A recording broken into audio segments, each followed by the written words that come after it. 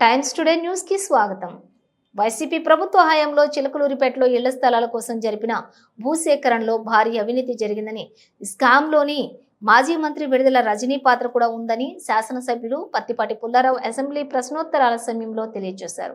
పత్తిపాటి పుల్లారావు మాట్లాడుతూ పేట పట్టణంలోని ఇళ్లు లేని నిరుపేద కుటుంబాలకు ఇళ్ల స్థలాల కోసం జరిపినటువంటి భూసేకరణలో విడుదల రజనీ భారీ కుంభకోణానికి పాల్పడటం జరిగిందని తెలిపారు.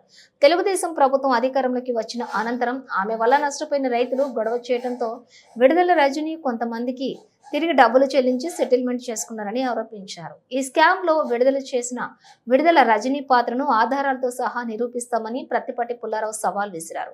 చిలకలూరిపేటలో జరిగిన విధంగానే రాష్ట్ర వ్యాప్తంగా ఇళ్ల పట్టాల పేరుతో జరిపిన భూసేకరణలో దాదాపుగా 7,000 కోట్ల దోపిడీ జరిగిందని పత్తిపాటి పుల్లారావు తెలియజేశారు. నివాసానికి పనికిరాని భూములను, ముంపు భూములను లక్షలు పెట్టి ప్రభుత్వం ద్వారా కొనిపించి ప్రజలను నిలువున మోసం చేశారన్నారు. జగన్ జమానాలో జరిగిన ఈ భారీ అవినీతిపై న్యాయ విచారణ జరిపించాలని, లేదా సిఐడితో గానీ హౌస్ కమిటీతో గానీ సమగ్ర విచారణ జరిపి దీని వెనుక ఉన్న వ్యక్తులందరినీ కఠినంగా శిక్షించాలని పత్తిపాటి పుల్లారావు ప్రభుత్వాన్ని కోరారు. అధ్యక్ష, గత ప్రభుత్వంలో జరిగినటువంటి అతి పెద్ద స్కామ్ లో ఇళ్ల స్థలాల అధ్యక్ష, ఏ వర్గాలనైతే తేలిగ్గా మోసం చేయొచ్చో జగన్మోహన్ రెడ్డి పదే నా వర్గాలను చెప్పుకునేటువంటి పేదల పేరు మీద ఇళ్ల స్థలాలతో 30 లక్షల ఇళ్ల పట్టాలని చెప్పి 7,000 కోట్లు దోపిడీకి పాల్పడింది గత ప్రభుత్వం అధ్యక్ష.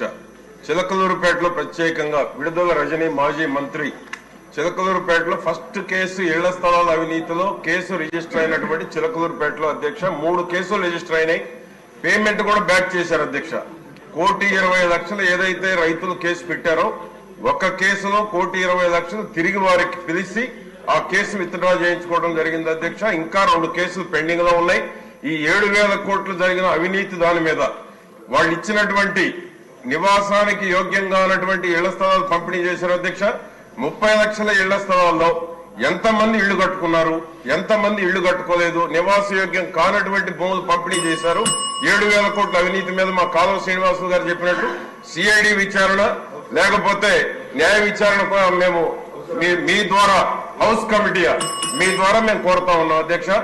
తప్పకుండా చిలకలూరుపేటలో మేము విడుదల రజనీ చేసిన అవినీతిని నిరూపించడానికి మేము సిద్ధంగా ఉన్నాం అధ్యక్ష.